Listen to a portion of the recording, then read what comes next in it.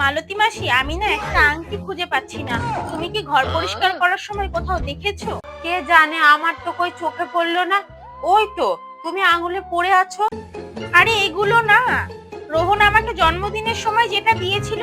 তুমি দেখে আবার বললে, বাহ দাদাবাবুর তো পছন্দ আছে।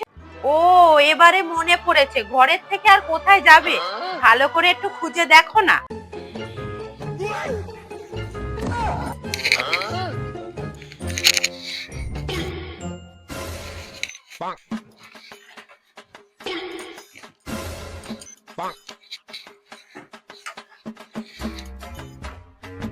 রোহন অফিস থেকে বাড়ি ফিরলে ওকে যে কি বলবো কিচ্ছু বুঝতে পারছি না।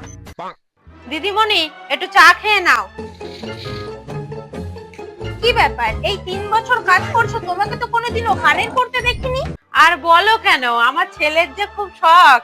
ভাতের হোটেলে কাজ করে একটু একটু করে টাকা জমিয়ে আমার এই একজোড়া কানের বানিয়ে দিয়েছে। চুপ করো, একদম নাটক করবে না। বানিয়ে বানিয়ে আর কত মিথ্যা কথা বলবে। ছি, শেষে কিনা চুরি করলে। আমি কি চুরি করেছি? তোমার মতো ছোট লোকেদের বিশ্বাস করাই আমার উচিত হয়নি।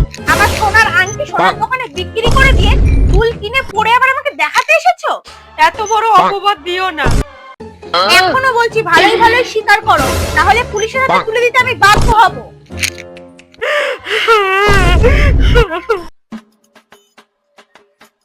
তোমার কি হয়েছে গো, কাঁদছো কেন?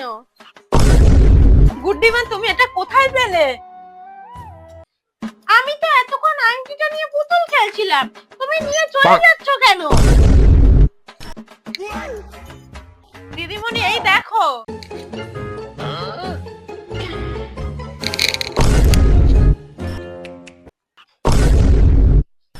পেয়ে গেছি যখন আর কোনো চিন্তা নেই।